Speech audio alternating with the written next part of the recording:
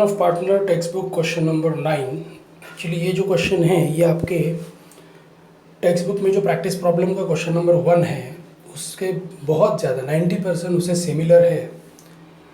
तो आज के वीडियो लेक्चर में क्वेश्चन नंबर 9 देखते हैं और उसके बाद इमीडिएटली क्वेश्चन नंबर 1 एक बार वापस मैं आपको एक्सप्लेन कर दूंगा। तो ये दो प्रॉब्लम आपको ऑलमोस्ट सिमिलर दिखेंगे।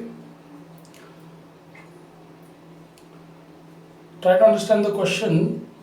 Mr. अमित एंड बबन दो पार्टनर हैं, उनका रेशो है 2:3 respectively and their balance sheet as on 31 March 2018 हमें दिया है।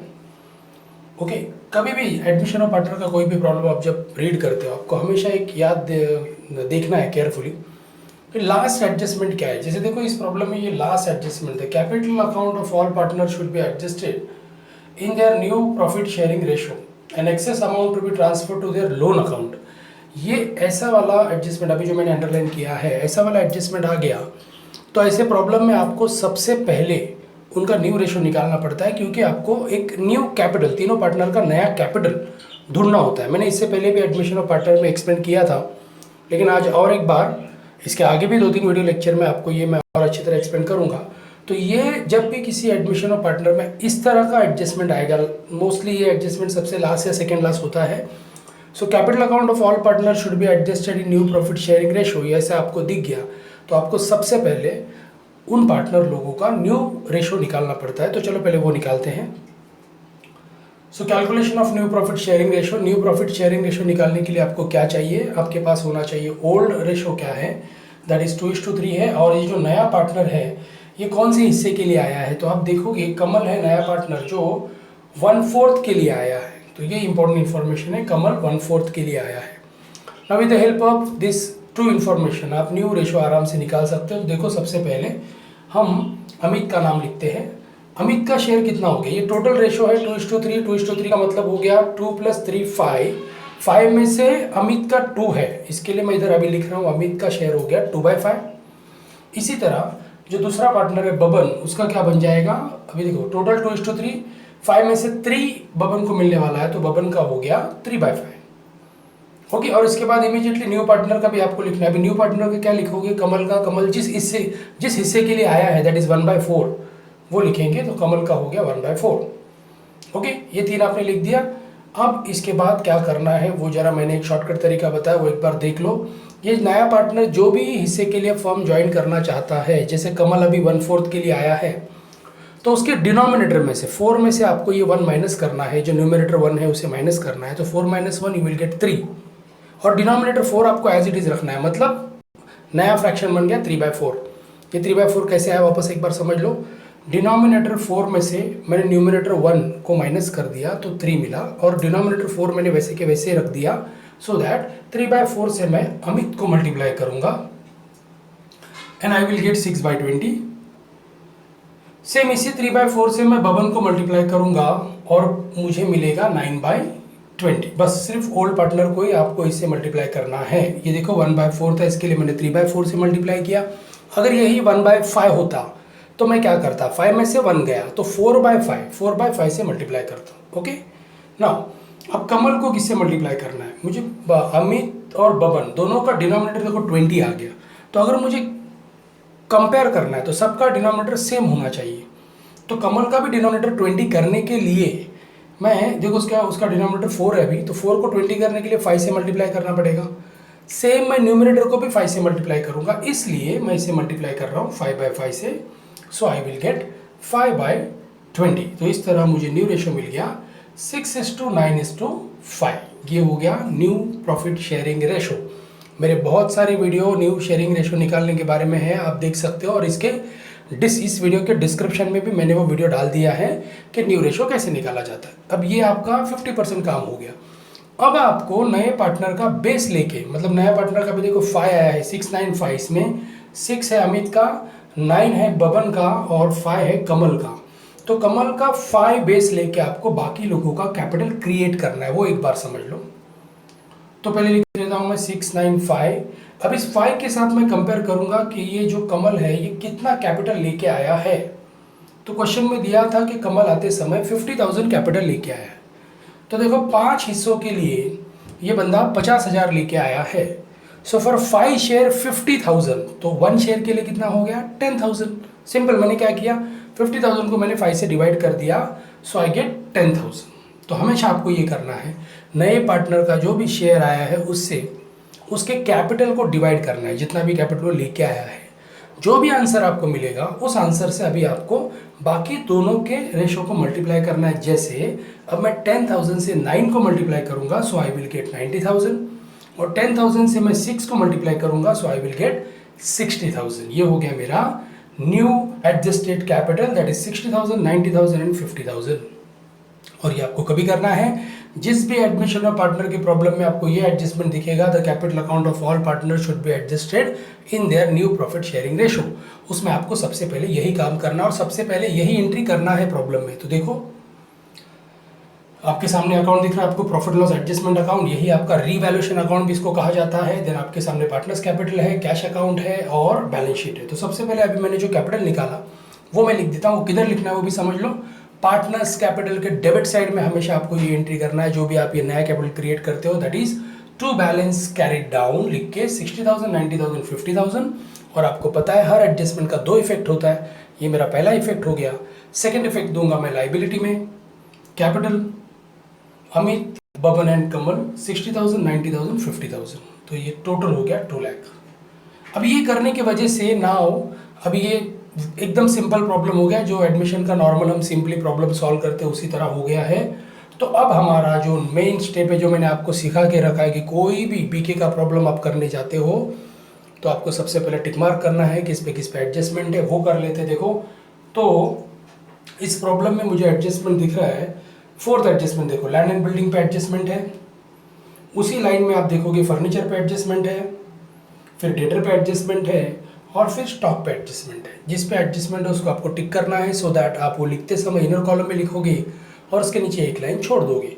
चलो असेट से स्टार्ट करते हैं। तो सबसे पहले मैं कैश का एंट्री करता हूँ, टू बैलेंस ब्रॉट डाउन, क्योंकि कैश डेबिट असेट में है तो हमेशा असेट का ओपनिंग बैलेंस डेबिट साइड में होता है 1,10,000। Then land and building 50,000 inner column, नीचे प्लांट 60,000, उसके बाद देखो प्लांट सीधा बाहर लिख दिया क्योंकि उस पर एडजस्टमेंट नहीं है। Then furniture 4,000 inner column, stock 1 lakh inner column, debtor 16,000। इस तरह मैंने असेट का सब एंट्री कर दिया। Now moving to liability, creditor पे कोई एडजस्टमेंट नहीं है, सो क्रेडिटर लाइबिलिटी में जाएगा, सीधा आउटर कॉलम 1,40,000। और कैपिटल आपको दिख रहा है सिर्फ 2 पार्टनर का, अमित और बबन का। कैपिटल आपको पता है जो भी लाइबिलिटी में दिया है वो पार्टनर्स कैपिटल के क्रेडिट में जाएगा। By balance brought down, that is 1 lakh and 1 lakh. इस तरह मेरा बैलेंस शीट का पोस्टिंग हो गया। अब हम आगे का एडजस्टमेंट, तो मैंने हमेशा एडमिशन ऑफ पार्टनर में सजेस्ट किया है पहले आप असेट और लाइबिलिटी में जो चेंजेस होते हैं उनको पहले किया करो, सो दैट आपका प्रॉफिट एंड लॉस पहले निकल जाएगा। और लास्ट में एंट्री किया करो कि नया पार्टनर आते समय कितना कैपिटल लेके आया, कितना गुडविल लेके आया, उसका एंट्री आपको बाद में करना है। तो चलो पहले ये एडजस्टमेंट कर लेते हैं। लैंड एंड बिल्डिंग का क्या हुआ है, देखो लैंड एंड बिल्डिंग इनका पहले 50,000 था प्रीवियस, और न्यू लैंड एंड बिल्डिंग का वैल्यू इधर दिया है 60,000। तो ये कोई भी आराम से बता सकेगा 50,000 बिकम 60,000 मीन्स ये 10,000 से अप्रिसिएट हो गया। सो ऐड अप्रिसिएट 10,000। और प्रॉफिट लॉस एडजस्टमेंट एक नॉमिनल अकाउंट है, नॉमिनल अकाउंट का रूल है, अगर आपको प्रॉफिट होता है तो क्रेडिट में आएगा और लॉस होता है तो डेबिट में आएगा। तो आपका लैंड एंड बिल्डिंग का वैल्यू 10,000 से बढ़ गया, ये आपके लिए प्रॉफिट है। सो इसका एंट्री हम प्रॉफिट लॉस एडजस्टमेंट के क्रेडिट में करेंगे, बाय लैंड एंड बिल्डिंग 10,000। इसके बाद का एडजस्टमेंट है फर्नीचर, जो आपका डेप्रिसिएट हुआ है 10% से, 4,000 का 10% 400 हो गया, सो 3,600। सेम 400 का एंट्री मैं डेबिट में करूंगा प्रॉफिट लॉस एडजस्टमेंट, क्योंकि ये मेरे लिए लॉस है तो नॉमिनल अकाउंट के डेबिट में आएगा।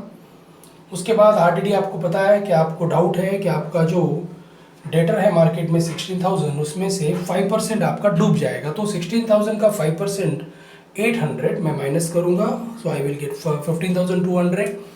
मेरा पैसा डूबने वाला है, ये मेरे लिए लॉस है। सो प्रॉफिट लॉस एडजस्टमेंट के डेबिट में जाएगा टू आरडीडी 800। और लास्ट एक एडजस्टमेंट है जो असेट लाइबिलिटी से रिलेटेड है, वो है स्टॉक।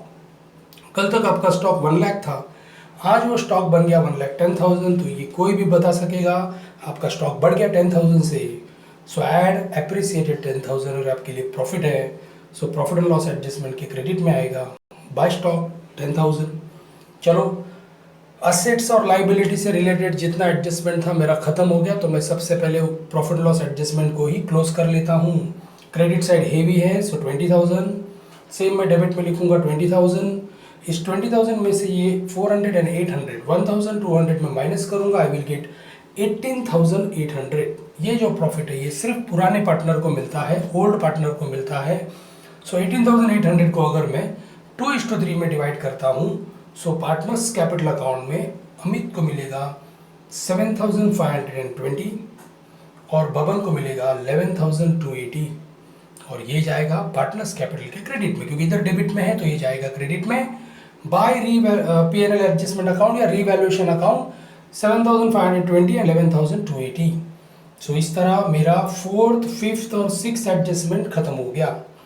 अब मैं वो एडजस्टमेंट करता हूँ जो एडजस्टमेंट पार्टनर के कैपिटल और गुडविल से रिलेटेड है। तो नए पार्टनर ने आते समय कैपिटल वो लेके आया था 50,000, चलो उसका एंट्री करते हैं। सो बाय कैश, क्योंकि वो पैसा लेके आया बाय कैश, और नए पार्टनर के कॉलम में, कमल के कॉलम में 50,000, इसका सेकेंड एंट्री। मैंने पार्टनर्स कैपिटल के क्रेडिट में बाय कैश लिखा है, क्योंकि कमल गिवर है, वो पैसा लेके आ रहा है तो उसके क्रेडिट में एंट्री हो गया, और फर्म में पैसा आ रहा है तो कैश अकाउंट के डेबिट में टू कमल कैपिटल अकाउंट 50,000। ये उसने खुद का इनिशियल कॉन्ट्रीब्यूशन लाया है, और इन दोनों को देने के लिए उसने 40,000 लाया है, वो अगेन हम 2:3 में बांटेंगे। सो पहले पार्टनर्स कैपिटल में बाय गुडविल, तो अगर 40,000 को मैं 2:3 में बांटूँ तो 16,000 एंड 24,000, और सेकेंड एंट्री मुझे कैश अकाउंट में करना है टू गुडविल 40,000। सो इस तरह इस प्रॉब्लम में जितनी एडजस्टमेंट थी सब एडजस्टमेंट मैंने खत्म कर दी, और मेरा प्रॉफिट लॉस एडजस्टमेंट अकाउंट भी क्लोज हो गया। तो अब मैं सबसे पहले क्लोज कर रहा हूँ पार्टनर्स कैपिटल अकाउंट।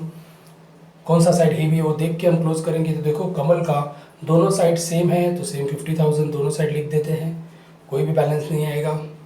अगर आप बबन का देखते हो उसका क्रेडिट साइड हेवी है 1,35,280, सेम हम डेबिट में लिखेंगे 1,35,280, और अमित का है 1,23,520 1,23,520। अब देखो कमल का तो दोनों साइड सेम है, लेकिन अमित और बबन का ये टोटल में से ऊपर का 60 और 90,000 माइनस करके जो आंसर आ रहा है वो है 63,520 अमित का और 45,280 बबन का। और देखो इधर टू लोन अकाउंट लिखा है। क्यों लोन अकाउंट लिखा है? क्योंकि आपका ये जो कैपिटल अकाउंट वाला जो एंट्री है उधर लास्ट में, इधर देखो आपको क्लियरली बोला है transfer to their loan account.